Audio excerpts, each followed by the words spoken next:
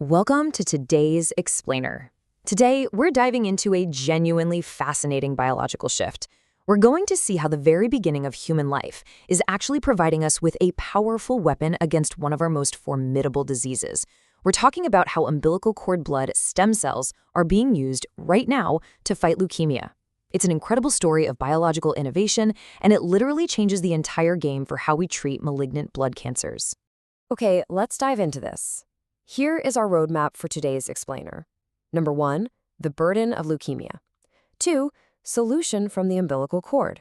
3, hope for children. 4, advances in adults. And finally, 5, the future of the therapy. Section 1, the burden of leukemia, a growing global challenge. To really appreciate the magnitude of these stem cell breakthroughs, we first have to wrap our heads around the escalating reality of this disease. The global number of leukemia cases has made a massive jump, going from 297,000 to over 437,000 cases worldwide. That is an enormous chunk of the global population dealing with a malignant cancer of the blood-forming tissues. The stakes here, they're escalating rapidly. No, what's really interesting is when we break down that massive number to see exactly what we're fighting. Based on American Cancer Society data, acute myeloid leukemia, or AML, takes up a solid 33% of cases. Then you've got chronic lymphocytic leukemia, CLL, right there at 35%. CML sits at 14%, ALL at 10%, and the other variations make up that final 8%. Just to put that into perspective, in the United States alone, recent estimates pointed to about 61,000 new cases and 24,000 deaths in a single year across these categories. It's a heavy burden. So how do we actually fight these diseases right now? Well, traditionally, we rely pretty heavily on chemotherapy and radiation. And look, those treatments are certainly effective at forcing the disease into remission for a while, but the data shows they carry a heavily persistent shadow. There is a very high risk of the disease relapsing, and that comes with high mortality rates. Which brings us to a really pivotal question, doesn't it? What happens when those traditional treatments just aren't enough? When chemo and radiation leave a patient vulnerable to relapse, the medical community clearly knew they had to find alternative or supportive treatments. Moving to Section 2, solution from the umbilical cord, a new source of stem cells. This is where the entire landscape of hematology shifted. Umbilical cord blood stem cells are basically hematopoietic, which just means blood-forming stem cells that are collected straight from the umbilical cord. For patients with acute leukemia who need a transplant, these cells serve as a really vital alternative. The big key here is matching the human leukocyte antigen, or HLA, between the donor and the patient so the body actually accepts the new cells. If we stack this up side by side against traditional bone marrow or peripheral blood stem cell transplants, cord blood has some major clinical advantages. First off, procurement is easy, safe, and completely painless. There is literally zero risk to the donor. Second, it reduces the risk of transmitting infectious diseases. But honestly, the biggest clinical game changer is that cord blood stem cells are somewhat naive. This means they have a higher tolerance for HLA disparity, so they don't have to be a 100% perfect match.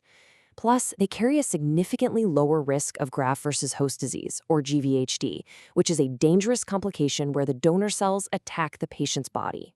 And hey, this isn't just some theory locked away in a lab somewhere. Right now, there are approximately 800,000 units of cord blood stored in public banks globally. That level of availability is just incredible. To date, it's estimated that over 40,000 cord blood transplants have already been performed worldwide. Section 3, hope for children, early successes in pediatrics.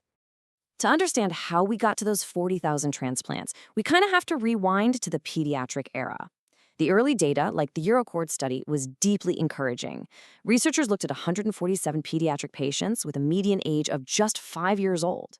Most of them were suffering from acute lymphoblastic leukemia, or ALL, and they received HLA-matched cord blood from related donors. Well, the outcomes were so positive that it actively pushed the medical community to start utilizing unrelated public donors. It basically proved the concept and completely justified the need for those massive public cord blood banks we were just talking about. Section 4, advances in adults, overcoming the dosage barrier. Now, you might be wondering, if it worked so perfectly for a 5-year-old in that EuroCord study, why on earth was it historically so much harder to treat adults with cord blood? What was the biological hurdle stopping us? The answer basically boils down to simple math and biology. The historical limitation was cell dosage. You see, a single umbilical cord only contains a finite number of stem cells. For a child, that limited cell count is plenty, but for a full-grown adult, a single cord simply doesn't hold enough cells per kilogram of body weight to effectively rebuild their immune and blood systems. It's just not enough manpower, so to speak. So, researchers figured out the crucial point, the specific threshold. They determined that for a successful transplant in an adult, the absolute minimum required dose of total nucleated cells, or TNC, is 2.0 times 10 to the 7th power per kilogram of the patient's body weight. Hitting this specific concentration is absolutely vital for the new cells to actually take hold and survive. Let's see how they actually beat that biological barrier. Medical researchers came up with a genuinely ingenious multi-unit approach. Step 1, you calculate the adult patient's weight and figure out the massive number of cells they need. Step 2, search those global banks for cord units that have at least a 4 out of 6 HLA match. And step 3, this is the real breakthrough. If one cord isn't enough, you combine 2 or more suitably matched units for a single transplant. You literally stack them together to beat that dosage limit. And the data totally confirms that this approach is highly effective. A major Japanese study analyzed 1,355 adult patients with acute myeloid leukemia who received these transplants. What they found was that utilizing 2 or more suitable cord blood units in the same transplant effectively reduces early graft failure. By preventing the early progression of AML, which would normally block the formation of neutrophils, this multi-unit technique drastically improved adult survival rates and lowered the mortality caused by relapse. Finally, Section 5, the future of the therapy. 30 years of innovation and beyond. So where does this 30 years of innovation lead us next? Charting out this timeline, you can see an amazing arc of progress. It was just 30 years ago that the very first public cord blood bank was established. In the decades that followed, we saw incredible, life-saving successes in pediatric transplants. And in just the most recent years, we've cracked the code on multi-unit transplants to make this a highly viable option for adults who don't have a traditional donor. It has fundamentally become a highly reliable alternative to conventional stem cell transplants. But science never stops analyzing its own limitations. Even with all these tremendous successes and the huge advantages of lower GVHD risk and easy availability, there is still one primary challenge we have to solve: the slow recovery of the hematopoietic and immune systems post-transplant. Because the immune system takes longer to bounce back with cord blood compared to bone marrow, patients do remain vulnerable for a while. This means further clinical trials and research are still absolutely necessary to improve engraftment efficiency and speed up that immune recovery. Which leaves us with this final thought to chew on. We've gone from a single public bank to 800,000 units and a legitimate cure for both adults and children in just 3 decades. So what will the next 30 years hold for immune recovery and stem cell technology? How much further can we push the boundaries of biological regeneration? I really hope this explainer helped map out the incredible progress we've made so far. Keep learning, keep questioning, and thank you so much for joining me today.